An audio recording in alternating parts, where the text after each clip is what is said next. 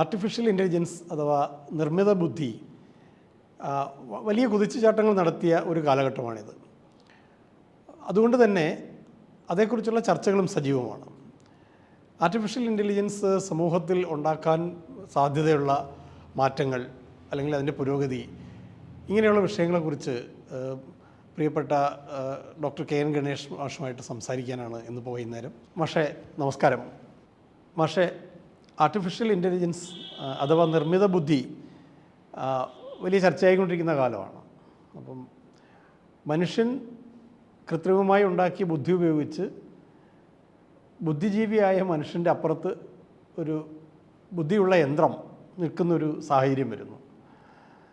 നമ്മൾ നേരത്തെ കണ്ടിരുന്നത് പൊതുവേ ജീവി വർഗങ്ങളിൽ ചിന്തിക്കാൻ ശേഷിയുള്ള അല്ലെങ്കിൽ ഭാവനയുള്ള ക്രിയേറ്റിവിറ്റിയുള്ള ഒരു ജീവി എന്നുള്ള നിലയിലായിരുന്നു മനുഷ്യൻ്റെ ഒരു വ്യത്യസ്തത. അതിപ്പോൾ മാറുകയും മനുഷ്യന് തുല്യമായ യന്ത്രങ്ങൾ അപ്പുറത്ത് തന്നെ വരുന്നു, മനുഷ്യൻ തന്നെ നിർമ്മിച്ച കൃത്രിമ ബുദ്ധിയുള്ള യന്ത്രങ്ങൾ അപ്പുറത്ത് വരികയും ചെയ്യുന്നത് കുറച്ച് ആശങ്കയോടുകൂടി ആളുകൾ കാണുന്ന സ്ഥിതി ഉണ്ടായിട്ടുണ്ട്. ഭാവിയിൽ ഈ യന്ത്രങ്ങൾ, ബുദ്ധിശാലികളായ യന്ത്രങ്ങൾ മനുഷ്യനെ കടന്നു പോകുമോ എന്നൊക്കെയുള്ള ആശങ്കകളുണ്ട്. ഇപ്പം മാർസ് തന്നെ പറഞ്ഞിരുന്നത് പോലെ ഒരു അനലജി പറഞ്ഞിരുന്നല്ലോ, ഈ തേനീച്ചക്കൂടും മനുഷ്യൻ്റെ വീടും തമ്മിലുള്ള ഒരു ഇതിനെക്കുറിച്ചൊക്കെ താരതമ്യപ്പെടുത്തിയിരുന്നു.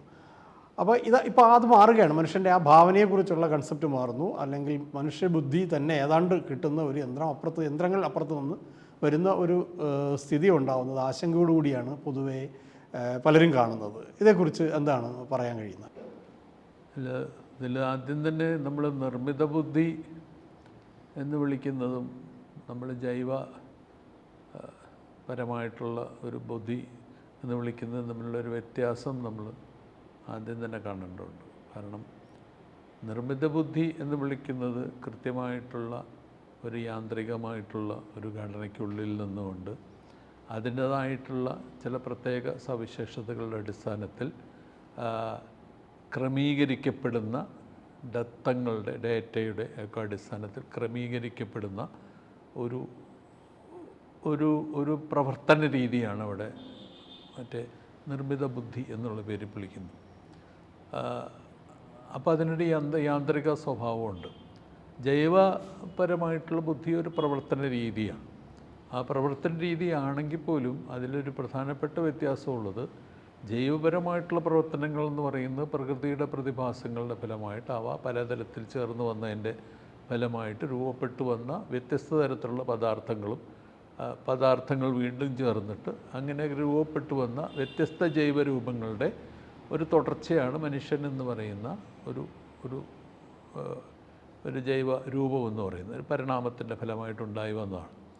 അപ്പോൾ അങ്ങനെ വരുമ്പോൾ അതിൽ പ്രധാനപ്പെട്ട മാർക്സ് പറയുന്ന തേനീച്ചക്കൂടും ഇത് തമ്മിലുള്ള പ്രധാനപ്പെട്ട വ്യത്യാസം, തേനീച്ചക്കൂട് എന്ന് പറയുന്നത് ഈ ജൈവപരമായിട്ടുള്ള പ്രവർത്തനങ്ങളുടെ ഭാഗമായിട്ട് തന്നെ സൃഷ്ടിക്കപ്പെടുന്ന ഒന്നാണെങ്കിൽ, മനുഷ്യൻ ചെയ്യുന്നൊരു പ്രധാനപ്പെട്ട പ്രവർത്തനം എന്ന് പറയുന്നത് മനുഷ്യൻ പ്രകൃതിയിൽ ഇടപെട്ടുകൊണ്ട് അതിലുള്ള ചില ചേരുവകളെ ബോധപൂർവം സെലക്ട് ചെയ്ത് അവയെ കൂട്ടിച്ചേർത്ത് ഉപകരണങ്ങളും ആയുധങ്ങളും മറ്റേ ഊർജ്ജരൂപങ്ങളും ഒക്കെ സൃഷ്ടിച്ച് മുന്നോട്ട് പോകുന്ന രീതിയാണ് നമുക്കിവിടെ കാണാൻ കഴിയും. അത്തരത്തിലുള്ള പ്രവർത്തനം നമുക്ക് തേനീച്ചക്കൂടിൽ കാണാൻ കഴിയും. കാരണം തേനീച്ചക്കൂടിനെ സംബന്ധിച്ച് അന്നത്തെ പരിണാമദശയിൽ അത്തരത്തിലുള്ള പ്രവർത്തനം എന്ന് പറയുന്നത് തേനീച്ചകൾക്ക് സാധ്യമല്ല. തേനീച്ചകൾക്ക് മറ്റൊരുപാട് കാര്യങ്ങൾ സാധ്യമാണ്. ഇത്തരത്തിലുള്ള പ്രവർത്തനം മനുഷ്യൻ പിന്നീട് ചെയ്യുന്ന പ്രവർത്തനം തേനീച്ചകൾക്ക് സാധ്യമല്ല എന്നുള്ളതുകൊണ്ടാണ്. അതുപോലെയുള്ള ഒരു പരിണാമത്തിൻ്റെ രൂപമായിട്ട് നമുക്കിവിടെ ഈ നിർമ്മിത ബുദ്ധിയെ കാണാനായിട്ട് കഴിയില്ല. അവിടെ ഒരു പരിണാമത്തിൻ്റെ സങ്കല്പവും അതിൻ്റെ അകത്തില്ല. കാരണം മനുഷ്യൻ്റെ ആകെക്കൂടി വന്നിട്ടുള്ളൊരു സംഗതി എന്ന് പറയുന്നു കഴിഞ്ഞാൽ, മനുഷ്യൻ മുൻകാലഘട്ടങ്ങളിൽ ആവിയന്ത്രം സൃഷ്ടിച്ചു, അല്ലെങ്കിൽ മറ്റേ ഇലക്ട്രിസിറ്റി ഉൽപ്പാദിപ്പിച്ചു, അല്ലെങ്കിൽ മറ്റേ റെയിൽവേയിലുള്ള ഗതാഗതം, അത്തരത്തിലുള്ള ഗതാഗത രൂപങ്ങൾ വർദ്ധിപ്പിച്ചു കൊണ്ടുവന്നു. അങ്ങനെയൊക്കെ ചെയ്യുമ്പോൾ മനുഷ്യൻ ബോധപൂർവം തന്നെ മാർക്സ് ഇവിടെ പറഞ്ഞ പോലെ തന്നെ പ്രകൃതിയിൽ ദൃശ്യപ്രതിഭാസങ്ങളുടെ അടിസ്ഥാനത്തിൽ വരുന്ന ഊർജ്ജരൂപങ്ങളുടെ അല്ലെങ്കിൽ പ്രകൃതിയിലെ വ്യത്യസ്ത തരത്തിലുള്ള സന്തുലന രൂപങ്ങളൊക്കെ ഉപയോഗിച്ചുകൊണ്ട് മനുഷ്യൻ പുതിയ രീതിയിലുള്ള സംഗതി സൃഷ്ടിക്കുകയും അവ യന്ത്രങ്ങളായി മാറുകയാണ് ചെയ്തത്. യന്ത്രങ്ങളെന്ന് പറയുമ്പോൾ അത്തരത്തിലുള്ള സൃഷ്ടികളാണ്. നിർമ്മിത ബുദ്ധി അത്തരത്തിലുള്ളൊരു യന്ത്രമാണ്. അതാണ് നമ്മൾ കാണേണ്ടത് പ്രധാനപ്പെട്ടൊരു സംഗതി. മനുഷ്യൻ്റെ സ്വാഭാവിക ബുദ്ധി, തേനീച്ചയുടെ ബുദ്ധി പോലെ തന്നെയാണ് മനുഷ്യൻ്റെ സ്വാഭാവിക ബുദ്ധി എന്ന് പറയുന്നത്. ശതകോടിക്കണക്കിന് ന്യൂറോണുകൾ കൂടിച്ചേർന്നിട്ട് ഉണ്ടായി വന്നിട്ടുള്ള ഒരു ചെറിയൊരു ഇതാണ് നമ്മുടെ ഇവിടുത്തെ ബുദ്ധിയുടെ രൂപം എന്നുള്ളതുകൊണ്ട്. എന്ന് മാത്രമല്ല, ഈ പറയുന്ന ന്യൂറോണുകൾ പ്രവർത്തിക്കുന്നതും യഥാർത്ഥത്തിൽ ചുറ്റുപാടും നടക്കുന്ന നൂറുകണക്കിന് ഉള്ള വ്യത്യസ്ത തരത്തിലുള്ള ഉത്തേജനങ്ങളോട് പ്രതികരിച്ചുകൊണ്ടാണ്. ഇപ്പോൾ വ്യത്യസ്ത തരത്തിൽ, അത് പുറത്തുനിന്നുള്ള ചൂടാവാം, തണുപ്പാവാം, മറ്റേ എന്തെങ്കിലത്തിലുള്ള ശബ്ദങ്ങളാവാം, ചോദ്യങ്ങളാവാം, ഉത്തരങ്ങളാവാം, മനുഷ്യൻ്റെ മനസ്സിൽ മുമ്പുള്ള ഓർമ്മകളാവാം, എന്തുമാകാം. അവയോടൊക്കെ തന്നെ പ്രതികരിച്ചുകൊണ്ടാണ് ബുദ്ധി എന്ന് പറയുന്ന സംഗതി പ്രവർത്തിക്കുന്നത്. അങ്ങനെ വരുമ്പോൾ ഈ ശതകോടിക്കണക്കിന് ന്യൂറോണുകൾ ഒരേ സമയത്ത് ഉപയോഗിക്കപ്പെടുന്നില്ല, എല്ലാ സമയത്തും ഉപയോഗിക്കാൻ മനുഷ്യന് കഴിയാറില്ല. എന്ന് മാത്രമല്ല, രോഗം വരുമ്പോൾ അല്ലെങ്കിൽ മറ്റ് ആഹാരം കിട്ടാതിരിക്കുമ്പോൾ, രോഗം വരുമ്പോൾ ഒക്കെ തന്നെ മനുഷ്യൻ്റെ കായികമായിട്ട് വൻതോതിൽ ക്ഷീണിക്കുമ്പോൾ ഒക്കെ തന്നെ മനുഷ്യന് അയാളുടെ മുഴുവൻ ന്യൂറോണുകളെ പ്രവർത്തിപ്പിക്കാൻ കഴിയാറില്ല. അപ്പം അങ്ങനെ വരുമ്പോൾ ബുദ്ധിയുടെ രൂപങ്ങൾ, ബുദ്ധിയുടെ പ്രവർത്തന രീതികളൊക്കെ തന്നെ ഓരോ സമയത്തും മാറിക്കൊണ്ടിരിക്കും. പക്ഷേ നിർമ്മിത ബുദ്ധി എന്ന് പറയുന്നൊരു യന്ത്രമായതുകൊണ്ട് അതിൻ്റെ അകത്തുള്ള പ്രതിഭാസങ്ങൾ എന്ന് പറയുന്നത് മുൻകൂട്ടി തീരുമാനിക്കപ്പെട്ട ദത്തങ്ങളുടെ അടിസ്ഥാനത്തിൽ, ഒരു ആൽഗോരിതത്തിൻ്റെ അടിസ്ഥാനത്തിൽ തീരുമാനിക്കപ്പെട്ടിരിക്കുന്നതുകൊണ്ട് അവയുടെ പ്രവർത്തനം എന്ന് പറഞ്ഞാൽ അവിടെ സ്വിച്ച് ഓണും ഓഫും മാത്രമേ ഉള്ളൂ. അങ്ങനെ വരുമ്പോൾ നിങ്ങൾ എന്ത് പ്രവർത്തനമാണോ നിർമ്മിത ബുദ്ധിയിൽ നിന്ന് ആഗ്രഹിക്കുന്നത്, ആ പ്രവർത്തനം അത് ചെയ്തു തരും. കാരണം അതിൻ്റെ യാന്ത്രികമായിട്ടുള്ള രൂപം മാത്രമാണ്. ഒരർത്ഥത്തിൽ പറഞ്ഞാൽ തേനീച്ചക്കൂട് ഒരു കൂട് നിർമ്മിക്കുന്ന പോലെ തന്നെയാണ്.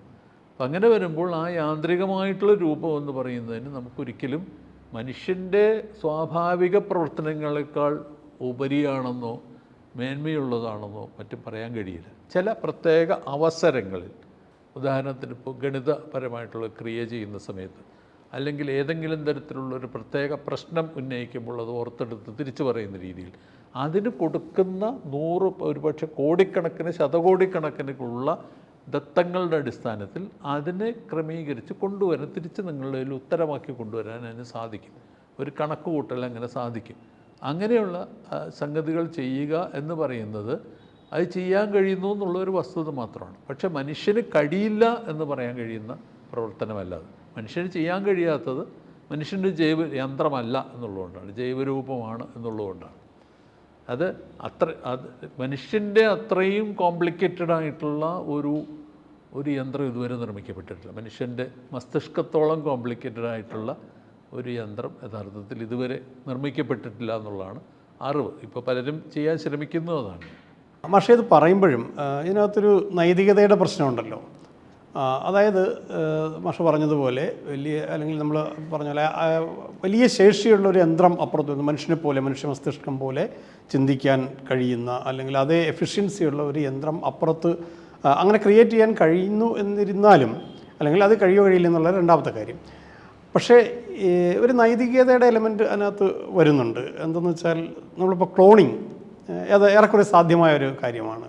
പക്ഷേ ക്ലോണിങ് നമ്മൾ ചെയ്യുന്നില്ലല്ലോ.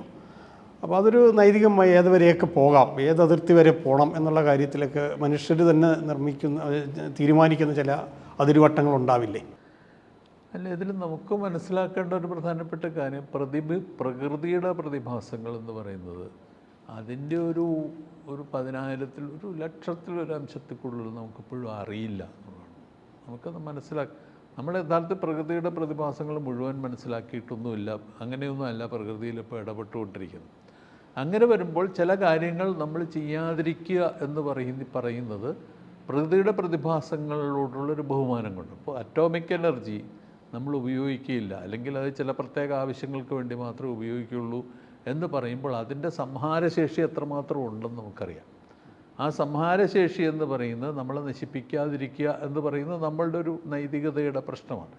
അതുപോലെ തന്നെ മറ്റു തരത്തിൽ ഇപ്പോൾ വൈറസിൻ്റെ, ഇപ്പോൾ ഏറ്റവും അവസാനം വന്ന കോവിഡ് വൈറസ് പോലെയുള്ള ഇങ്ങനെയുള്ള വൈറസുകളുടെ ഒരു വ്യാപനത്തിന് അതിൻ്റെ യഥാർത്ഥത്തിൽ അനിയന്ത്രിതമായ ശേഷിയുണ്ട് നമുക്കറിയാം. ഈ അനിയന്ത്രിതമായ ശേഷി അവയ്ക്കുള്ളപ്പോൾ എന്തിനാണ് ഒരു വാക്സിൻ? അതൊരു സ്വാഭാവിക പ്രവർത്തനമല്ലേ, ഒരു ജൈവ പ്രവർത്തനമല്ലേ, പിന്നെ എന്തിനാണ് ഒരു വാക്സിൻ്റെ ആവശ്യം എന്താണ് എന്ന് ചോദിച്ചു കഴിഞ്ഞാൽ നമ്മൾ അതിനെ നിയന്ത്രിക്കാൻ ശ്രമിക്കുന്നു. അതായത് സ്വാഭാവികമായിട്ട് നടക്കുന്നൊരു പ്രവർത്തനത്തിന് നമുക്ക് നിയന്ത്രിക്കേണ്ട ആവശ്യമുള്ളതുകൊണ്ട് നമ്മൾ നിയന്ത്രിക്കാൻ ശ്രമിക്കുന്നു എന്നുള്ളതാണ്. ഇതുപോലെയുള്ളൊരു കൺട്രോളിങ് മെക്കാനിസം എന്ന് പറയുന്നത് തീർച്ചയായിട്ടും അത് നിർമ്മിത ബുദ്ധി മാത്രമല്ല, അത്തരത്തിലുള്ള ഏത് കോമ്പിനേഷനും ആവശ്യമായിട്ട് വരും. അതാണ് കാരണം. അത് എന്ത് ചെയ്യണം എന്ത് ചെയ്യണ്ട എന്നുള്ള ആത്യന്തികമായിട്ട് തീരുമാനിക്കുന്ന മനുഷ്യനാണ്. അങ്ങനെ വരുമ്പോൾ ചെയ്യണ്ട എന്ന് തീരുമാനിക്കുന്ന സ്ഥലത്ത് ചെയ്യേണ്ട എന്ന് തീരുമാനിക്കാനായിട്ട് മനുഷ്യന് കഴിയണം. അവിടെയാണ് അത് ഇന്ന സാധ്യതകളുണ്ട് എന്നുള്ള പേരിൽ ഇപ്പോൾ ഉദാഹരണത്തിന് പുതിയൊരു ലൈഫ് ഫോം, ഇപ്പോൾ ക്ലോണിങ്ങിൻ്റെ കാര്യം പറഞ്ഞുകൊണ്ട് പറയുന്നതാണ്. ഇപ്പോൾ പുതിയൊരു ലൈഫ് ഫോം, യഥാർത്ഥത്തിൽ പൂർണ്ണമായിട്ടും നിർമ്മിതമായൊരു ലൈഫ് ഫോമിനെ കുറിച്ചുള്ള ചർച്ചകൾ ഇപ്പോൾ തന്നെ നടക്കുന്നുണ്ട്. ഒരു സൂപ്പർ ഇൻ്റലിജൻസിൻ്റെ അല്ലെങ്കിൽ പുതിയ ഒരു മറ്റൊരു തരത്തിലുള്ളൊരു മനുഷ്യരൂപത്തിൻ്റെ ഒക്കെ തന്നെ ചർച്ചകൾ ഇപ്പോൾ തന്നെ നടക്കുന്നുണ്ട്. അത് വേണോ വേണ്ടയോ എന്നുള്ളത് തീരുമാനിക്കുന്ന മനുഷ്യരാണ്. ഉദാഹരണത്തിന് അത് നമ്മൾ തന്നെയാണ്. കാരണം അങ്ങനെ ചെയ്യാൻ കഴിയുമായിരിക്കും. ഒരു യാന്ത്രിക രൂപത്തിന് ചിലപ്പോൾ ചെയ്യാൻ കഴിയുമായിരിക്കും. റോബോട്ടിക്സിൻ്റെ ഒരു പ്രത്യേക ഘട്ടം എത്തുമ്പോൾ ഒരുപക്ഷെ മനുഷ്യനെ മറികടക്കുന്ന രീതിയിലുള്ള ഒരു ഉൽപ്പന്നത്തിന് സൃഷ്ടിക്കാനായിട്ട് നമുക്ക് കഴിയുമായിരിക്കും. പക്ഷേ അങ്ങനെ സൃഷ്ടിക്കുമ്പോൾ നമ്മളുടെ ഒരു ജൈവ തലത്തിൽ നടത്തുന്ന സാധാരണ പ്രവർത്തനങ്ങളുണ്ട്. നമ്മളൊക്കെ അങ്ങനത്തെ മനുഷ്യരാണ്. നമ്മളിവിടെ ഈ 800 കോടിയോളം ജനങ്ങൾ മനുഷ്യജീവികൾ ഇവിടെ ഉണ്ട്. അവരുടെ ജീവിതത്തെ തകർത്തുകൊണ്ടാണോ ഇങ്ങനത്തെ സംഗതികളുണ്ട് എന്നുള്ളത് തീർച്ചയായിട്ടും നൈതികമായൊരു പ്രശ്നമാണ്. ഒരിക്കലും അത് ഒരു ജൈവ പരിണാമത്തിൻ്റെ സ്വാഭാവികതയെ തകർക്കുന്ന ഒരു പ്രവർത്തനത്തിന് നമുക്കിവിടെ അംഗീകരിക്കാനായിട്ട് കഴിയില്ല. അത് ഏത് ഭാഗത്തു നിന്ന് വന്നു കഴിഞ്ഞാൽ.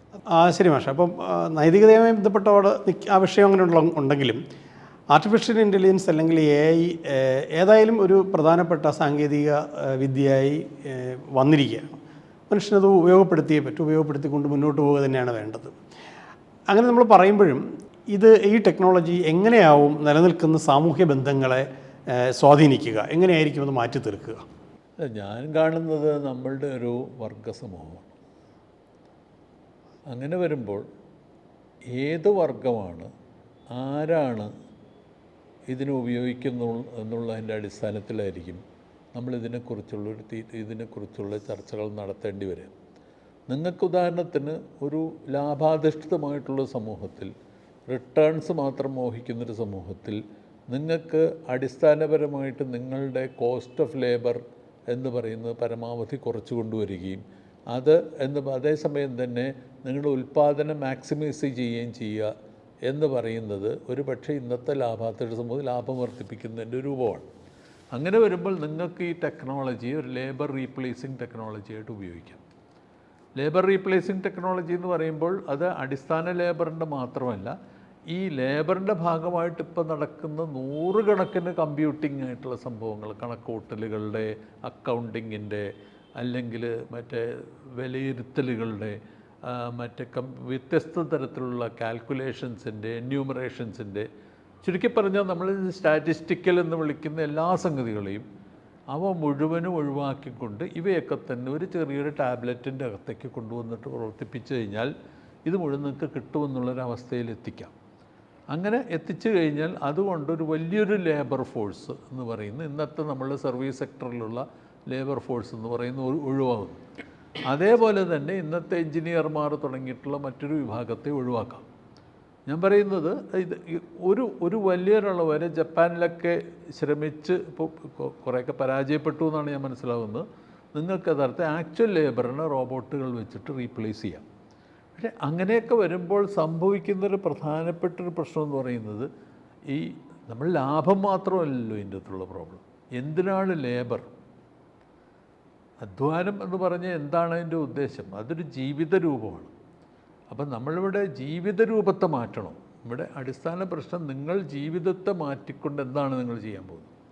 ഒരു ജീവിത രൂപത്തെ മാറ്റിക്കൊണ്ട് നിങ്ങൾ ജീവിതമെന്ന് പറയുന്നത് ഇല്ലാതാക്കിക്കൊണ്ട് ആ ജീവിത രൂപത്തെ റീപ്ലേസ് ചെയ്തുകൊണ്ട് അതിന് മുഴുവൻ നമ്മൾ ഉദാഹരണത്തിന് റോബോട്ടിക്സിന് അല്ലെങ്കിൽ AI ഏൽപ്പിച്ച് മാറി നിൽക്കുകയാണെങ്കിൽ അതെന്താ, ഏത് തരത്തിലുള്ള സ്വാധീനമാണ് സൃഷ്ടിക്കുക എന്ന് പറയുന്നത് വളരെ പ്രധാനപ്പെട്ടൊരു കാര്യമാണ്.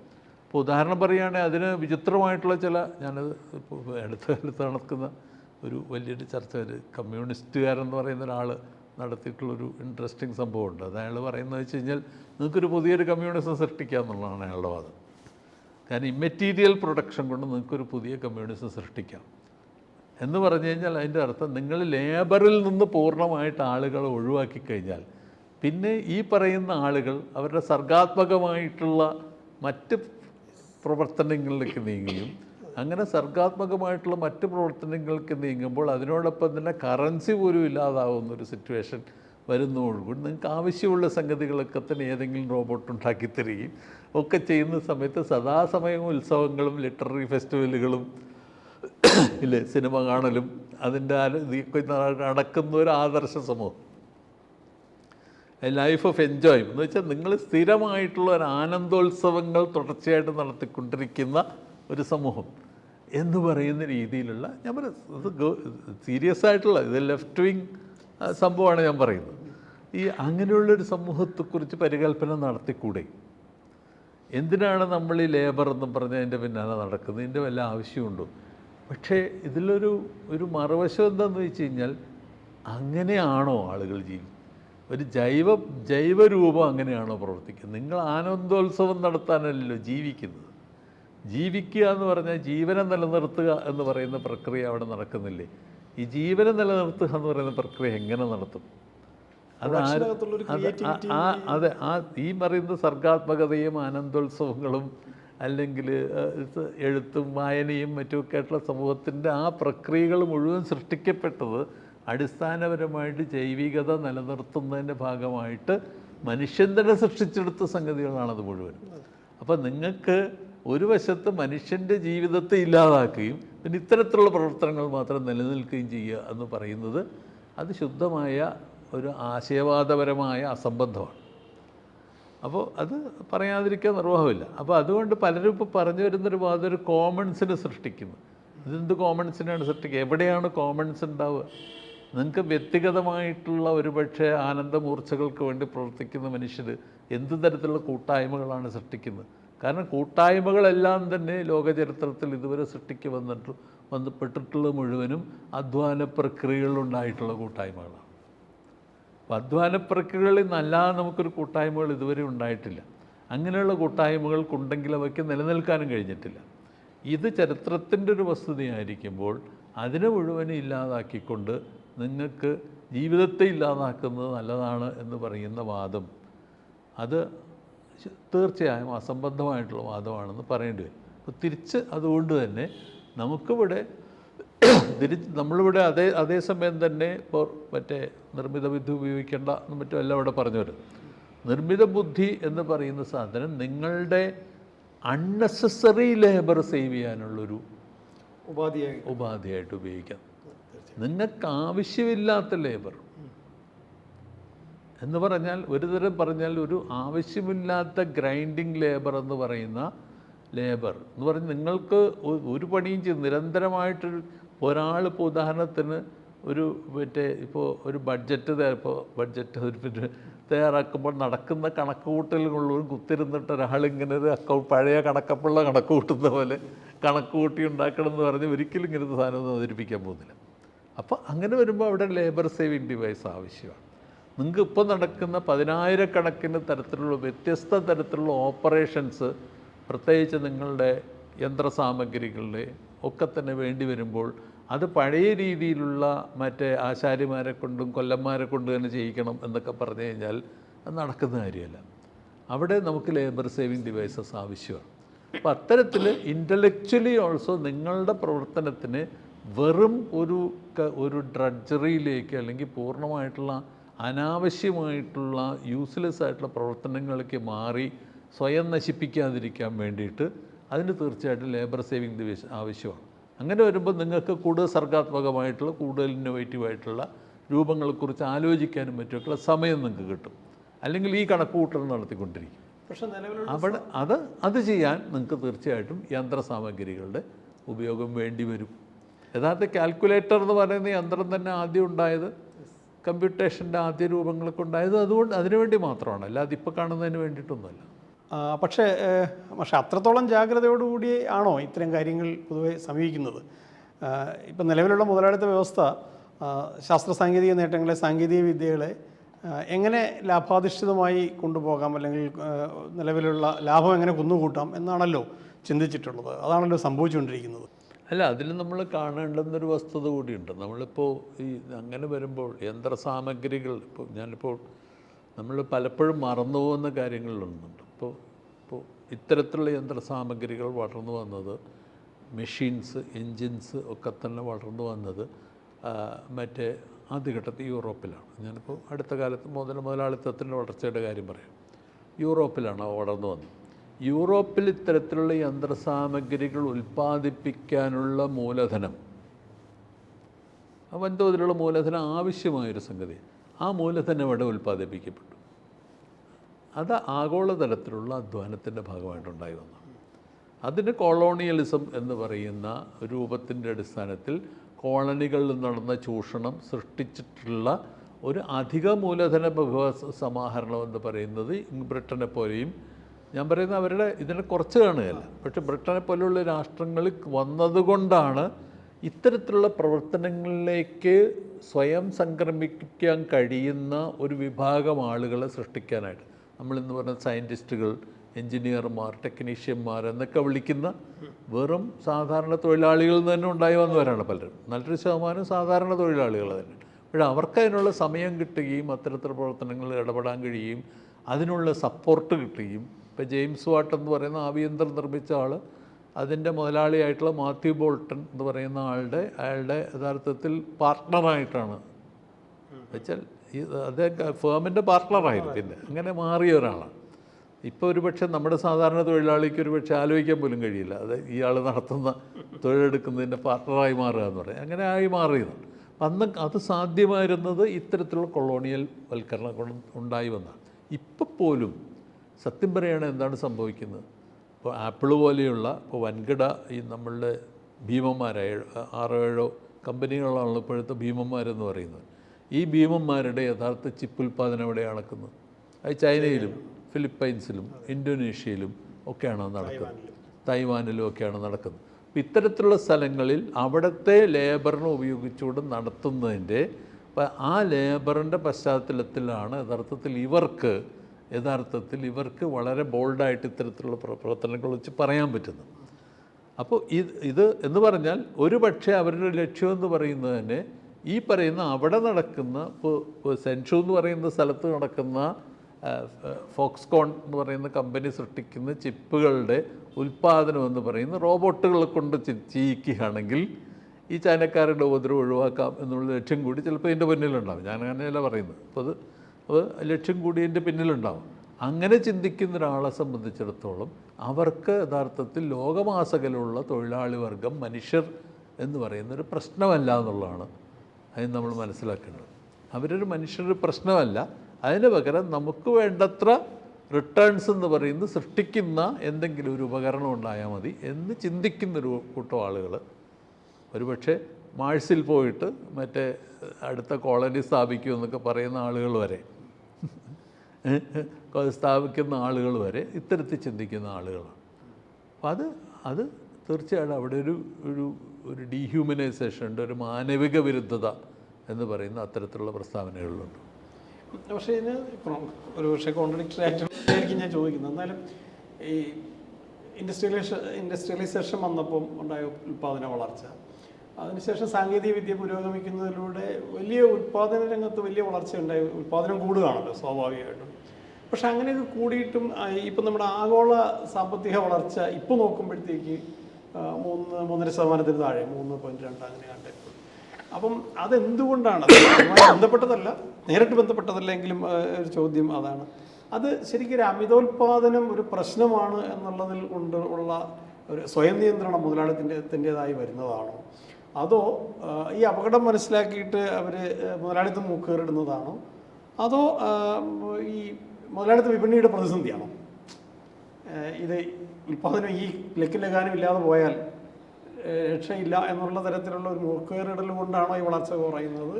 ഞാൻ പറയുന്നത് ആനുപാതികമായ വളർച്ച അത്രയില്ല എന്നുള്ളൊരു ആർഗ്യുമെൻറ്റിൽ നിന്നാണ്. ശരിയോ തെറ്റോ എന്ന് എനിക്കറിയത്തില്ല. അല്ല, ഇതിലുള്ള പ്രശ്നം എന്ന് വെച്ചാൽ എനിക്ക് തോന്നുന്നു നമ്മൾ പഴയ പ്രതിസന്ധികൾ തമ്മിൽ ചെറിയൊരു വ്യത്യാസമുണ്ട്. ഇപ്പോൾ 1930s മറ്റുമൊക്കെയുള്ള സംഗതികളിലെ പ്രതിസന്ധി മാനുഫാക്ചറിങ് സെക്ടറിലെ ക്രൈസിസ് ആയിരുന്നു.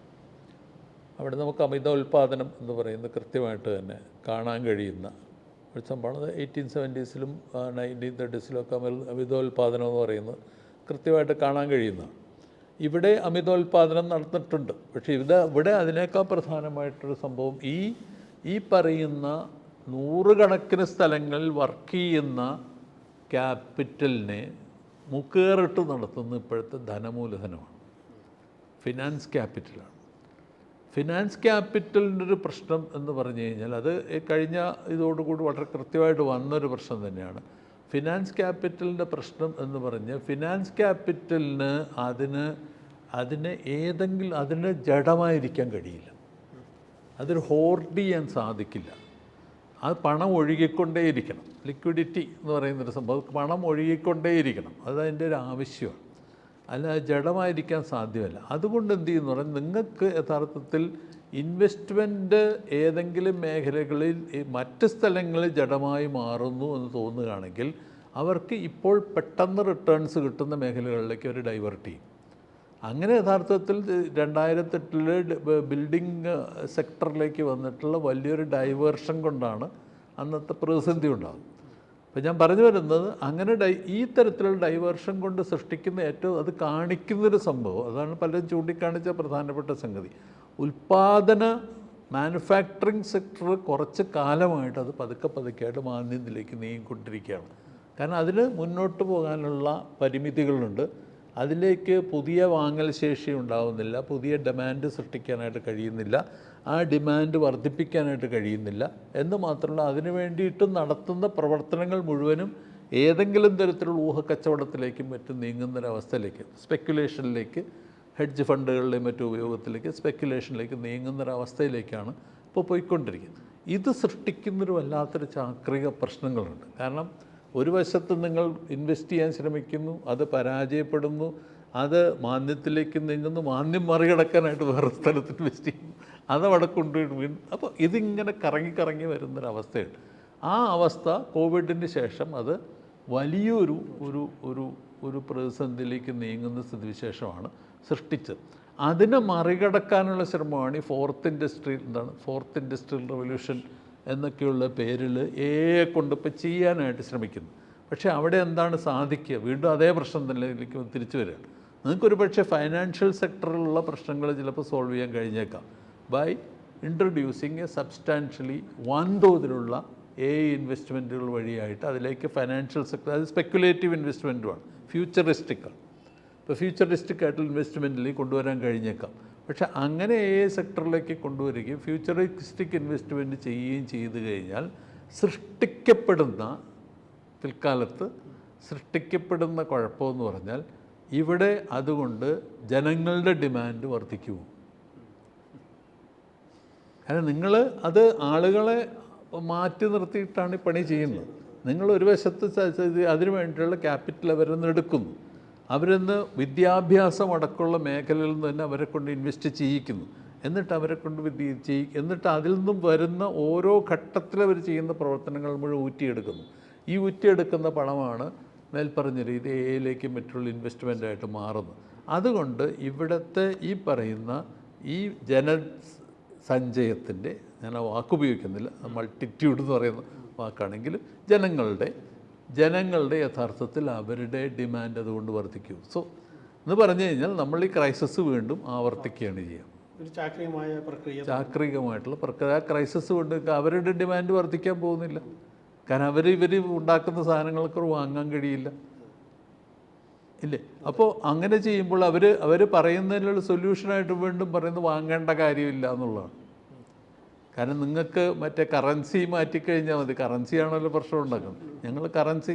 അപ്പോൾ അതിനുള്ള സൊല്യൂഷൻസ് പറയുന്നതൊക്കെ തന്നെ യഥാർത്ഥത്തിലൊരു സൊല്യൂഷനായി മാറുന്നില്ല. ഇപ്പോൾ പിക്കറ്റി പറയുന്ന യൂണിവേഴ്സൽ ബേസിക് ഇൻകം, അതുപോലെ തന്നെ പലതരത്തിലുള്ള ഒരുപാട് തരത്തിലുള്ള മീഡിയ മണി എന്നൊക്കെ പറയുന്ന പലതരത്തിലുള്ള ആളുകളെ കൊണ്ട് ഫ്രീ ആയിട്ട് പൈസ കൊടുപ്പിച്ചിട്ട് അവർക്ക് വാങ്ങൽ ശേഷി സൃഷ്ടിക്കാനുള്ള ശ്രമം വരെ നടക്കുന്നുണ്ട്. ഇതൊന്നും വിജയിക്കുമെന്നുള്ള യാതൊരു ഉറപ്പും പ്രത്യേകിച്ച് ഇന്ത്യയെ പോലെയുള്ള രാജ്യത്തിൽ, മറ്റേ യൂറോപ്പിൻ്റെ കാര്യമൊന്നും എനിക്കറിയില്ല, ഇന്ത്യയെ പോലെയുള്ള രാജ്യത്തിൽ നിങ്ങൾക്കിവിടെ എല്ലാവർക്കും 10,000 രൂപ കൊടുത്തിട്ട് ഇവിടെ വാങ്ങൽ ശേഷി വർദ്ധിപ്പിക്കാമെന്നും പറഞ്ഞാൽ അത് നടക്കാൻ പോകുന്നില്ല. അപ്പോൾ അങ്ങനെ വരുമ്പോൾ ക്രൈസിസ് നിലനിൽക്കും എന്ന് പറഞ്ഞാൽ ഈ മൂലധനത്തിൻ്റെ ആധിപത്യം ഇല്ലാതാകുക മാത്രമേ അതിന് പ്രതിവിധി. പക്ഷേ ഇതുപോലെ ഇതിപ്പോൾ നമ്മൾ പ്രൊഡക്ഷൻ മാർക്കറ്റുമായി ബന്ധപ്പെട്ട കാര്യമാണ് പറഞ്ഞത്. ഇത് മാത്രമല്ലല്ലോ AI ഇടപെടാൻ പോകുന്നത്. ഒരുപക്ഷെ നയരൂപീകരണ മേഖലയിലും AI സ്വാഭാവികമായി ഇടപെടും. നേരത്തെ നമ്മൾ പറഞ്ഞതുപോലെ വിവരങ്ങളുടെ ഡാറ്റാ സെറ്റ്സ് എങ്ങനെയാണോ അതിനെ അനലൈസ് ചെയ്തുകൊണ്ട് ഉപദേശിക്കുന്ന തരം സാങ്കേതികവിദ്യ വളർന്നു കഴിഞ്ഞു. അപ്പം നിലവിലുള്ള നമ്മൾ തന്നെ ഫീഡ് ചെയ്തിരിക്കുന്ന നിലവിലുള്ള വ്യവസ്ഥ, മൂല്യവ്യവസ്ഥയുടെ അടിസ്ഥാനത്തിൽ ഉണ്ടാക്കിയിരിക്കുന്നതും എടുത്തിരിക്കുന്നതും എങ്ങനെയാണ് കാറ്റഗറൈസ് ചെയ്തിരിക്കുന്നതുമായിട്ടുള്ള ഡാറ്റാ സെറ്റ്സ് ഉപയോഗിച്ചുകൊണ്ട് ഇവൻ എടുക്കുന്ന സമീപനം തീർച്ചയായിട്ടും ഈ മൂല്യവ്യവസ്ഥയെ നിലനിർത്തുന്ന തരത്തിലുള്ള ഉപദേശങ്ങളായിരിക്കില്ലേ? അപ്പം നയരൂപീകരണത്തിൽ AI ഉപയോഗിക്കുന്നതിൻ്റെ ഒരു പ്രതിഫലനം എന്തായിരിക്കും ഭാവിയിലേക്ക്? ഈ ആർട്ടിഫിഷ്യൽ ഇൻ്റലിജൻസ് എന്ന് പറയുന്നത് നിങ്ങൾക്ക് സ്വാഭാവികമായിട്ട് നടത്തുന്ന പ്രവർത്തനങ്ങളുടെ മേലുള്ള ഹൈലി സെൻട്രലൈസ്ഡ് ആയിട്ടുള്ള മൊണോപ്പൊളിസ്റ്റിക് കൺട്രോൾ വരുമ്പോൾ, ഇപ്പോൾ നമുക്കറിയാം, ഇപ്പോൾ ഫേസ്ബുക്കോ അല്ലെങ്കിൽ ഈ പറയുന്ന സാധനം ഇതൊക്കെ ഉപയോഗിക്കുന്ന ആളുകൾക്കറിയാം അവർ എത്രമാത്രം കൃത്യമായിട്ടുള്ള കൺട്രോളിങ്ങിന് ഇപ്പോൾ വിധേയരാണെന്നുള്ളത്. കൺട്രോളിങ്ങിന് വിധേയരായിട്ടുള്ള അല്ലാത്ത ആരുമില്ല. അത് ഈ പറയുന്ന ഏജൻസി വഴിയല്ലാത്ത ഉൽപ്പന്നങ്ങളത് പുറത്തു പോവില്ല എന്ന് മാത്രം ഓട്ടോമാറ്റിക്കായിട്ട് കട്ട് ചെയ്യുന്നുണ്ട്. എന്ന് പറഞ്ഞാൽ ഒരുതരം സർവൈലൻസിൻ്റെ, മേൽനോട്ടത്തിൻ്റെ സർവൈലൻസിൻ്റെ രൂപങ്ങളാണ് ഇവിടെയൊക്കെ വളർന്നു വരുന്നത്. ഈ സർവൈലൻസിൻ്റെ രൂപങ്ങൾക്കനുസരിച്ചുള്ള നയരൂപീകരണമേ നടക്കുകയുള്ളൂ. മറ്റൊരു ഭാഷയിൽ പറയുകയാണെങ്കിൽ നമ്മൾ വർത്തമാനം പറയുന്നത് ജനങ്ങൾക്ക് ഇതിലൂടെ എത്തിക്കാൻ പറ്റും, പക്ഷെ അത് എത്തണമെന്ന് യാതൊരു നിർബന്ധവുമില്ല. അവിടെ ആരാണോ ഇൻ്റർമീഡിയറി ആയിട്ട് പ്രവർത്തിക്കുന്നത് അവർ എത്തിക്കണമെന്ന് തീരുമാനിക്കുന്നത് മാത്രമേ നയരൂപീകരണത്തിൽ എത്താൻ പോകുന്നുള്ളൂ. വേറെ ഒന്നും എത്താൻ പോകുന്നില്ല. വേറൊരു വോയിസ് ഇവിടെ കേൾക്കാൻ പോകുന്നില്ല. അതുവരെ നോയ്സായിട്ട് മാറുകയാണ് ചെയ്യുന്നത്. നോയ്സായിട്ട് മാറുക എന്ന് പറഞ്ഞാൽ എലിമിനേറ്റ് ചെയ്യപ്പെടുകയാണ്. അപ്പം അങ്ങനെ വരുമ്പോൾ നയരൂപീകരണം എന്ന് പറയുന്നത് അതിനാവശ്യമായിട്ടുള്ള ഒരു ഡെമോക്രാറ്റിക് പ്രോസസ്സ് എന്ന് പറയുന്നത് തകർക്കുക എന്നുള്ളതാണ് അതിൻ്റെയൊക്കെ ഉദ്ദേശം. അങ്ങനെ ഡെമോക്രാറ്റിക് പ്രോസസ്സ് തകർക്കുന്നതോടുകൂടി സംഭവിക്കുന്ന നയരൂപീകരണം എന്ന് പറയുന്നത് എപ്പോഴും തന്നെ ഇവിടുത്തെ ഇതിൻ്റെ കൺട്രോളിങ് സ്ട്രേറ്റ്, റിച്ചർ സ്ട്രേറ്റയുടെ അല്ലെങ്കിൽ ഇവിടുത്തെ വൻകിട ബൂർഷ്വാസിയുടെ കോർപ്പറേറ്റുകളിലൊക്കെ തന്നെ അവരുടെ ഒരു നിയന്ത്രണം ഉറപ്പുവരുത്തുന്ന നയരൂപീകരണമേ ഉണ്ടാകാൻ പോകുന്നു. അല്ലാത്തൊരു വോയിസ് അവിടെ കേൾക്കാൻ പോകുന്നില്ല. നയരൂപീകരണത്തെ പറ്റില്ല, അത് സംസാരിച്ചാലും കേൾക്കില്ല എന്നുള്ളത്. ഞാൻ പറയും, ഇത് ഉപയോഗിച്ചുകൊണ്ടുള്ള സംസാരത്തിന് അത്രമാത്രമേ പ്രസക്തി ഉണ്ടാവുള്ളൂ എന്നുള്ളതാണ് ഇപ്പോൾ സംഭവിച്ചത്. അത് തന്നെയാണ് സംഭവിച്ചുകൊണ്ടിരിക്കുന്നത്. നിങ്ങൾക്കിപ്പോൾ അല്ലെങ്കിൽ ഇപ്പോൾ ട്രംപിൻ്റെ എത്ര ബോൾഡായിട്ടാണ്, ഒരിക്കലും ഇതുവരെ ഒരു അമേരിക്കൻ പ്രസിഡൻറ്റ് ചെയ്യാത്ത കാര്യമാണ് അവിടെ നിന്നുള്ള ആൾക്കാർ അവിടെ നിന്ന് പറഞ്ഞു വിടുക എന്ന് പറയുന്നത്. ഗാസ ഓക്യുപ്പൈ എന്ന് പറയുന്നത് ഇതൊക്കെ തന്നെ വളരെ ബോൾഡായിട്ടാണ് പറയുന്നത്. അത് അങ്ങനെ പറയുമ്പോൾ അത് കേൾക്കപ്പെടും എന്നുള്ളതാണ്. പക്ഷേ അതേസമയം തന്നെ അതിനെതിരായിട്ടുള്ള സംഭവങ്ങൾ ആരും കേൾക്കാനും പോകുന്നില്ല.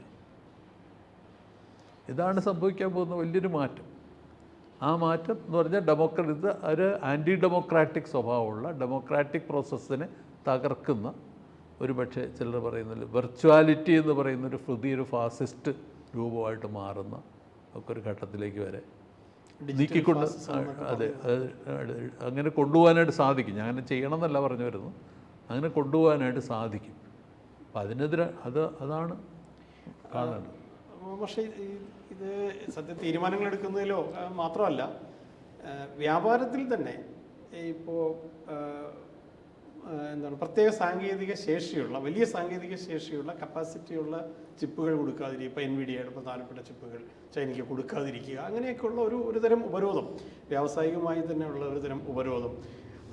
അതുപോലെ തന്നെ ഇതൊരു മൊണോപ്പൊളിയാക്കി വയ്ക്കുക, വലിയ പൈസ ചിലവാക്കി മാത്രം ഈ സൃഷ്ടിക്കാൻ പറ്റുന്ന ചിപ്പുകളും കമ്പ്യൂട്ടിംഗ് മെറ്റീരിയലുകളും മാത്രം കൊണ്ട് സാധിക്കുന്ന ഒന്നാണിത് എന്നുള്ള കുറേയൊക്കെ ഹൈപ്പും കൂടിയാണ്. അങ്ങനെ ഉണ്ടാക്കി വയ്ക്കുന്ന ഒരു സാധനത്തിനെ ബീറ്റ് ചെയ്യുന്നത് ചൈനയിലെ ഒരു സ്റ്റാർട്ടപ്പ് കമ്പനിയാണ് ഡീപ്സീക്ക് വരുന്നത്. വളരെ കൃത്യമായിട്ട് പ്രോസസ്സ് ഒപ്റ്റിമൈസ് ചെയ്തുകൊണ്ട് പുതിയ സാങ്കേതിക സങ്കേതങ്ങൾ കണ്ടുപിടിച്ചുകൊണ്ട് അതിന് ബീറ്റ് ചെയ്യുന്നു എന്ന് മാത്രമല്ല, ആ സോഴ്സ് കോഡും ടെക്നിക്കൽ ഡോക്യുമെൻറ്റും ലോകത്തിനാകെ തുറന്നു കൊടുക്കുകയാണ് ഓപ്പൺ സോഴ്സ് സമീപനത്തിൻ്റെ ഭാഗമായിട്ട്. അവർ ഡാറ്റ സെറ്റ്സ് വിടുന്നില്ല, വേറെ കാര്യം, അത് അവരുടെ ഡാറ്റയാണെന്നുള്ളത്. ബാക്കി ആ സാങ്കേതിക വിദ്യയും അതിലേക്ക് എത്തിയ രേഖയും എല്ലാം അവർ ജനങ്ങൾക്ക് കൊടുത്തു. ഇതൊരു ഒരു ഒരു ടൈപ്പ് ഓഫ് ഈ മേഖലയിൽ വരുന്ന ഒരു പ്രതിരോധമായി കണക്കാക്കാൻ പറ്റുമോ? അങ്ങനെ ആകാനുള്ള സാധ്യത എന്തെങ്കിലും ഉണ്ട്? അപ്പോൾ ഇങ്ങനെ വന്നതോടുകൂടി ഇത്തരത്തിലുള്ള ചെറിയ ചെറിയ സാധനങ്ങൾ ഡെവലപ്പ് ചെയ്യപ്പെടും ലോകത്താകമാനം, അതിനുള്ള സാധ്യതകൾ വരുന്നു. ഈ ഓപ്പൺ സോഴ്സ് കോഡ് ഇപ്പോൾ അവൈലബിൾ ആണ്, അത് ഉപയോഗിച്ചുകൊണ്ട് പുതിയ പുതിയ AI ഡെവലപ്മെൻറ്റ് ജനറേറ്റീവ് AIയുടെ ടൂളുകൾ ഉണ്ടാവുക, അല്ലെങ്കിൽ അത്തരത്തിൽ ഉപയോഗപ്പെടുത്താനുള്ള ഒരു സംഗതി ഉണ്ടായി വരുന്നത് എത്രത്തോളം സസ്റ്റൈനബിൾ ആയിരിക്കും എന്നുള്ളത്. അല്ല, ചൈനക്കാർക്കത് ചെയ്യാൻ കഴിഞ്ഞു എന്ന് എനിക്ക് തോന്നുന്ന പ്രധാനപ്പെട്ട കാര്യങ്ങളൊന്നും, ഒരു പ്രധാനപ്പെട്ട കാര്യം, കഴിഞ്ഞൊരു 30-40 വർഷമായിട്ട് അവർ കണ്ടിന്യൂസ് ആയിട്ട് അവരുടെ പ്രത്യേകിച്ച് സയൻസ് ആൻഡ് ടെക്നോളജി, അത് ബേസിക് സയൻസസിൻ്റെ കാര്യത്തിലും മാത്തമാറ്റിക്കൽ സയൻസസ് അടക്കമുള്ള ബേസിക് സയൻസസിൻ്റെ കാര്യത്തിലും അവർ വൻതോതിലുള്ള ശ്രദ്ധ കൊടുത്തുകൊണ്ട് അതിനെ വൻതോതിൽ ഡെവലപ്പ് ചെയ്യാൻ ബോധപൂർവ്വം ശ്രമിച്ചു എന്നുള്ളതാണ്. അവരുടെ ഇപ്പോൾ ഉണ്ടായി വരുന്ന സംഗതി വരും ടെക്നോളജിക്ക് വെച്ച തമാശയാണെങ്കിൽ ടിക്ടോക്ക് പോലെയുള്ള അല്ലെങ്കിൽ PUBG പോലെയുള്ള ഒരു ഗെയിം ഉണ്ടാക്കാൻ അവരെ കൊണ്ട് കഴിഞ്ഞതൊക്കെ തന്നെ ഈ പറയുന്ന ഒരു വലിയൊരു ഇൻപുട്ട് അവർക്ക് കൊടുക്കാൻ കഴിഞ്ഞത്. പക്ഷേ ദേവർ നോട്ട്, അവർ ഇതൊരു വെറും ഒരു വേജ് ലേബറിൻ്റെ, ഞാൻ പറയുന്നത് മുതലാളിത്തത്തിൻ്റെ ഒരു വേജ് ലേബറിൻ്റെ തലത്തിൽ മാത്രമല്ല അവർ കണ്ടത്, അവരൊരു രാഷ്ട്രത്തിൻ്റെ സയൻസ് ആൻഡ് ടെക്നോളജി ഇൻവെസ്റ്റ്മെൻറ്റ് എന്നുള്ള രീതിയിൽ കണ്ടുകൊണ്ട് മുന്നോട്ട് പോയതുകൊണ്ടാണ് അവർക്ക് സാധിച്ചത് എന്നുള്ളതാണ്. അല്ലാതെ ഇതൊരു അവിടെ തീർച്ചയായിട്ടും ക്യാപിറ്റലിസത്തിൻ്റെ ഇതുണ്ട്, അതിനെപ്പറ്റി സംശയമൊന്നുമില്ല. പക്ഷേ എന്നാലും അവരുടെ ഒരു ഇൻപുട്ടല്ല അതിൻ്റെ അകത്തുള്ളൂ. ഇതിൻ്റെ അകത്ത് ഇത്തരത്തിലുള്ള രാഷ്ട്രത്തിൻ്റെ ഒരു സയൻസ് ആൻഡ് ടെക്നോളജി ഇൻവെസ്റ്റ്മെൻറ്റ് എന്നുള്ള രീതി അവിടെ കൊണ്ടുപോകാൻ കഴിഞ്ഞുകൊണ്ടാണ് അവിടെയുള്ള കമ്പനികൾക്ക് പോലും ആവശ്യമായിട്ടുള്ള ഒരു പേഴ്സണൽ അവർക്ക് സൃഷ്ടിച്ചെടുക്കാൻ കഴിയും. അല്ലെങ്കിൽ ഇത് മുഴുവനും ഗൂഗിളിൻ്റെ ഒരു എന്താ പറയണ്ടേ, ഒരു കമ്പനി ഒരു റെപ്രസെൻറ്റേറ്റീവ് എന്ന് അവർ പറഞ്ഞു കൊടുക്കുന്നില്ല. അതാണ് മറ്റേ ഇവർക്കൊക്കെ സംഭവിച്ചത്. പഴയ റഷ്യയ്ക്കും ഈസ്റ്റ് യൂറോപ്യൻ കമ്പനികൾക്ക് സംബന്ധിച്ച് ജോർജ് സോറോസും അല്ലെങ്കിൽ ജെഫ്രി സാക്സും ഒക്കെ മറ്റേ അഡ്വൈസറായിട്ടിരുന്ന് അവരുടെ ആൾക്കാരെ കൊണ്ടുവന്നിട്ട് കൺസൾട്ടൻറ്റുകളായി പണിയെടുപ്പിക്കുക, എന്നിട്ട് അത് അവരുടെ ഇത് ശരിപ്പെടുത്തുകയും ചെയ്തതാണ്. അത് ചൈന അതിന് നിന്നുകൊടുത്തില്ല എന്നുള്ളതാണ് ചൈനയുടെ ഏറ്റവും പ്രധാനപ്പെട്ട ഒരു വിക്ടറി ആയിട്ട് കാര്യത്തിൽ കാണേണ്ടത്. അങ്ങനെ വരുമ്പോൾ രണ്ടാമത്തെ ഒരു പ്രധാനപ്പെട്ട സംഗതി ഒരു ഓപ്പൺ സോഴ്സ് ആക്കാൻ അവർ തയ്യാറായി എന്നുള്ളത് ഏറ്റവും പ്രധാനപ്പെട്ട മറ്റൊരു സംഗതിയാണ്. കാരണം എന്ന് വെച്ചാൽ അതോടുകൂടി ഇറ്റ് ഷോഡ് ദാറ്റ്, അത് നമ്മളെന്നൊക്കെ പാഠം പഠിക്കേണ്ട കാര്യമാണ്. അത് കാണിക്കുന്നത് നമ്മളുടെ ഇടയിൽ നിന്നുള്ള ഇത്തരത്തിലുള്ള ഒരു ഇൻപുട്ടുകൾ കൊടുക്കാൻ കഴിയുന്ന ഏതൊരാൾക്ക്, ഇത് ഹൈ ഫ്ലയർ എന്ന് പറയുന്ന അത്ര വലിയൊരു കമ്പനിയൊന്നുമല്ല, അത് അത്ര വലിയൊരു കമ്പനിയൊന്നുമല്ല, അത് ചെറിയൊരു കക്ഷികളാണ്, വലിയ കമ്പനിയൊന്നുമല്ല അവർ. അപ്പോൾ അവർക്ക് അത്തരത്തിലുള്ള ഒരു ഇൻപുട്ടുകൾ കൊടുക്കാൻ കഴിഞ്ഞാൽ ഒരു പക്ഷേ നമുക്കും ഇത് ചെയ്യാൻ കഴിയും എന്നുള്ള ഒരു വലിയൊരു മെസ്സേജാണ് അതിലൂടെ അവർക്ക് കൊടുക്കാൻ കഴിയും. പക്ഷേ അങ്ങനെ ചെയ്യണമെന്നുണ്ടെങ്കിൽ എന്ത് ചെയ്യണം? നിങ്ങൾ ഇവരെ ഫൈറ്റ് ചെയ്യണം. അതാണ് ഇതിൽ പ്രധാനപ്പെട്ടത്. നമ്മൾ വെറുതെ പറയുന്നത് ക്ഷമിക്കണം, നമ്മൾ വെറുതെ ലേബർ ക്രിയേഷൻ മാത്രമല്ല നമുക്കിവിടെ ആവശ്യം. ലേബർ ക്രിയേഷൻ, തൊഴിലുൽപാദനം എന്ന് പറയുന്നത് വളരെ പ്രധാനമാണ്. പക്ഷേ അതിനോടൊപ്പം തന്നെ അതിനാവശ്യമായിട്ടുള്ള സയൻസ് ആൻഡ് ടെക്നോളജി ഇൻപുട്ടുള്ള ഒരു പുതിയൊരു ജനറേഷൻ വളർന്നു വരേണ്ട ആവശ്യം. നോളജിൻ്റെ ഡെമോക്രാറ്റൈസേഷൻ ബോധ്യമുള്ള, നോളജിൻ്റെ ഡെമോക്രാറ്റൈസേഷൻ ഓപ്പൺ സോഴ്സ് ആയിരിക്കണമെന്നുള്ളതിനെക്കുറിച്ച് കൃത്യമായി ബോധ്യമുള്ള, നമുക്ക് കൃത്യമായിട്ട് അറിവെന്ന് പറയുന്നത് സാർവത്രികമായിരിക്കണമെന്നും എല്ലാവർക്കും ലഭ്യമായിരിക്കണമെന്നും എല്ലാവർക്കും ഉപയോഗിക്കാൻ കഴിയുന്ന ഒന്നായിരിക്കണമെന്നും ഉള്ളതിനെപ്പറ്റി ബോധ്യമുള്ള ഒരു ജനറേഷൻ്റെ ക്രിയേഷൻ എന്ന് പറയുന്നത് വളരെ ആവശ്യമാണ്. ആ ഒരു മെസ്സേജാണ് യഥാർത്ഥത്തിൽ അവരിപ്പോൾ കൊടുത്തിരിക്കുന്നത്. അവർ ആര് ചെയ്തു എന്നുള്ളതല്ല പ്രധാനം, അതാണ് പഠിക്കേണ്ടത്. കാരണം അങ്ങനെ അത് നമുക്ക് ചെയ്യാൻ പറ്റുമെന്നുള്ളതാണ്. അപ്പോൾ അവർക്ക് ചെയ്യാൻ ഡീപ്സിക്ക് എന്ന് പറയുന്ന ഇതുവഴിയായിട്ട് അവർക്ക് ചെയ്യാൻ പറ്റുമെങ്കിൽ നമുക്ക് അതുപോലത്തെ സോഫ്റ്റ്വെയറുകൾ നമുക്ക് ഉണ്ടാക്കാൻ കഴിയുമെന്നുള്ളതാണ് എൻ്റെ അർത്ഥം. അങ്ങനെ ഉണ്ടാക്കാൻ കഴിയുകയാണ് ഇവരുടെ ഒരു ഇതിനെ അവർക്ക് ബ്ലോക്ക് ചെയ്യാൻ കഴിയുമെന്നുള്ളത്. ഉദാഹരണത്തിന് അവസാനം ഇപ്പോൾ അവർക്കെതിരെ വീണ്ടും അവർക്കെതിരെ സാങ്ഷൻസ് കൊണ്ടുവരാൻ ശ്രമിക്കുമ്പോൾ സിമ്പിളായിട്ട് ഗൂഗിളിൻ്റെ എതിരായിട്ടുള്ള ഫൈറ്റ് വഴിയായിട്ടാണ് ചൈനക്കാർ അതിന് മറുപടി കൊടുത്തത്. അത് സിമ്പിളായിട്ടുള്ള കാര്യമാണ്. ഗൂഗിളിൻ്റെ ചില ചെയ്യുന്നതിൻ്റെ നൃത്തം പറഞ്ഞു, അത്രേ ഉള്ളൂ, വേറെ ചെയ്തില്ല. അതോടുകൂടി അപ്പോൾ ഇത് ചെയ്യാൻ അവരെ കൊണ്ട് സാധിക്കും. പക്ഷെ നമ്മൾ ഇന്ത്യക്കാർക്ക് സാധിക്കണമെന്നില്ല. ഈ ആർ ടു മച്ച് ഇൻഡിപ്റ്റഡ്. ഞാൻ അവസാനമായി ചോദിക്കാൻ വന്ന ചോദ്യം അതാണ്. ഇന്ത്യ ഇപ്പോൾ ചിപ്പ് ഉണ്ടാക്കും എന്ന് പ്രഖ്യാപിച്ചു കഴിഞ്ഞു. വളരെ പെട്ടെന്ന് ചിപ്പ് ഉണ്ടാക്കും എന്നൊക്കെ പ്രഖ്യാപിച്ചിട്ടുണ്ട്. അല്ലെങ്കിൽ AI പുതിയ കുതിച്ചുചാട്ടം ഉണ്ടാവും എന്നൊക്കെ സർക്കാർ പറഞ്ഞു കഴിഞ്ഞു. ഏത് തരത്തിലായിരിക്കും ഈ തരത്തിൽ ഇപ്പോൾ ചൈന ചെയ്തത്, ചൈനയുടെ ഭാഗത്തുനിന്നുണ്ടായതുപോലെ, അല്ലെങ്കിൽ അങ്ങനെ ഒരു ഡെമോക്രാറ്റൈസ്ഡ് ആയിട്ടുള്ള ഒരു നോളജ് അക്വയർ ചെയ്തുകൊണ്ട് കൂടുതൽ മനുഷ്യ സമൂഹത്തിനാകെ മുന്നോട്ട് പോകാൻ പറ്റുന്ന തരത്തിൽ, ചക്രം വീണ്ടും കണ്ടുപിടിക്കാതെ കിട്ടുന്നത് മുന്നോട്ട് പോകാൻ കഴിയുന്ന തരത്തിൽ ഒരു ബോധത്തോടു കൂടി ആയിരിക്കുമോ നമ്മുടെ ഈ മേഖലയിലുള്ള നമ്മളോട് കാണേണ്ട ഒരു കാര്യം, യഥാർത്ഥത്തിൽ US-ൻ്റെ നോളജ് പ്രൊഡക്ഷനിൽ ഇപ്പം തന്നെ ഇന്ത്യക്കാർക്കാണ് ഏറ്റവും കൂടുതൽ അതിനകത്ത് പെർസെൻറ്റേജ് പങ്കാളിത്തമുള്ളത്. യഥാർത്ഥത്തിൽ അവിടുത്തെ നോളജ് പ്രൊഡക്ഷൻ പേഴ്സണിൽ ഏതാണ്ട് 60% ഏഷ്യൻസാണ്. അതിൽ ചൈനയും ഇന്ത്യയുമാണ് ഏറ്റവും കൂടുതലുള്ളത്. ചൈനക്കാർ തിരിച്ചു പോകുന്നുണ്ട്, ഇന്ത്യക്കാർ തിരിച്ചു വരുന്നില്ല. അതൊരു വ്യത്യാസം മാത്രമേ ഉള്ളൂ. അപ്പോൾ അതാണ് ഏറ്റവും കൂടുതൽ. അപ്പോൾ ഇന്ത്യക്കാർക്ക് ഇതിനുള്ള ബേസിക് കേപ്പബിലിറ്റി ഉണ്ട്, നമ്മൾ നിഷേധിക്കേണ്ട ഒരു കാര്യമില്ല. കാരണം ഇന്ത്യക്കാർക്ക് അതിൻ്റെ ബേസിക് കേപ്പബിലിറ്റി ഉണ്ട്. കാരണം ഉദാഹരണം പറയുകയാണെങ്കിൽ നമുക്കിവിടുത്തെ വാട്ട് എവർ ഇറ്റ് ഈസ്, നമ്മളിവിടുത്തെ ഗൂഗിളിൻ്റെ ഏറ്റവും പ്രധാനപ്പെട്ട സോഫ്റ്റ്വെയർ നിർമ്മിച്ച അമിത് പട്ടേൽ എന്ന് പറയുന്നത് ഇന്ത്യക്കാരനാണ്. അപ്പോൾ ഇത് ചെയ്യാൻ പറ്റും, അത് ചെയ്യാൻ ഇന്ത്യക്കാർക്ക് കഴിയും.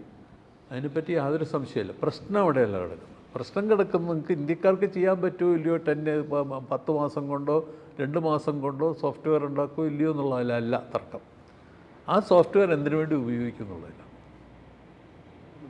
നിങ്ങൾ ഓപ്പൺ സോഴ്സ് ആക്കുമോ ഇല്ലയോ, നിങ്ങൾ ഡെമോക്രാറ്റിക് മെറ്റീരിയലാക്കി മാറ്റുമോ ഇല്ലയോ, അതോ ഏതെങ്കിലും തരത്തിലുള്ള ഇവിടുത്തെ അവസാനം അദാനിക്കോ ഭാരതീയ എയർടെല്ലിനോ വേറെ ഏതെങ്കിലും കമ്പനിക്കോ കൊടുക്കുന്ന ഒരു സംഭവമാക്കി അതിനെ മാറ്റും. അതായത് ഹൂ വിൽ യൂട്ടിലൈസ് ഇറ്റ്, ജനങ്ങളാണോ അത് ഇവിടുത്തെ കോർപ്പറേറ്റുകളാണോ? ഒബ്വിയസ് അല്ലേ? അല്ല, അതാണ് ഞാൻ പറഞ്ഞത്. അതാണ് അപ്പോൾ അതാണ് അതിൽ ബേസിക് പ്രശ്നം കിടക്കുന്നത്. ഉണ്ടാക്കുമോ ഇല്ലയോ എന്നുള്ള കാര്യത്തെക്കുറിച്ച് ഇന്ത്യ അത്ര മോശമല്ല. ഇന്ത്യയുടെ എന്തൊക്കെ പറഞ്ഞാൽ നമ്മളുടെ ഇവിടുത്തെ എഡ്യൂക്കേഷനെ പറ്റിയും ഒക്കെ തന്നെ നമുക്ക് ഒരുപാട് വിമർശനങ്ങളുണ്ടൊക്കെ ശരി തന്നെയാണ്. പക്ഷേ അതേസമയം തന്നെ ഇപ്പോഴത്തെ US-ൻ്റെ അവരുടെ എഡ്യൂക്കേഷനുമായിട്ട് ബന്ധപ്പെടുത്തി നോക്കുമ്പോൾ തന്നെ ഏഷ്യൻസിൻ്റെ പൊതുവെയുള്ള പെർഫോമൻസ് വളരെ ഭേദമാണ്. അതുകൂടി കണക്കിലെടുക്കുമ്പോൾ ഇന്ത്യക്കാർക്ക് ചെയ്യാൻ പറ്റും. പക്ഷെ പ്രശ്നം അതല്ല. പ്രശ്നം അവസാനം ഇത് ഹനുമാൻ്റെ പേരിൽ വരുമോ ഇല്ലേ, അതൊക്കെയാണ് പ്രശ്നമുള്ളത്. ഇതെങ്ങനെയാണ് വരിക എന്നുള്ളതാണ് നമുക്കറിയില്ലാത്തത്. അവിടെയാണ് യഥാർത്ഥത്തിൽ നമ്മളുടെ ഒരു സൊസൈറ്റിയുടെ ക്ലാസ് നേച്ചർ എന്ന് പറയുന്നത് അതിൻ്റെ അകത്ത് പുറത്ത് വരും. അത് സോഫ്റ്റ്വെയറിലല്ല പ്രശ്നം. ശരി, പക്ഷേ വളരെ ഇൻഫോർമേറ്റീവായിട്ടുള്ളൊരു പരമ്പരത്തിലായിരുന്നു. സന്തോഷം.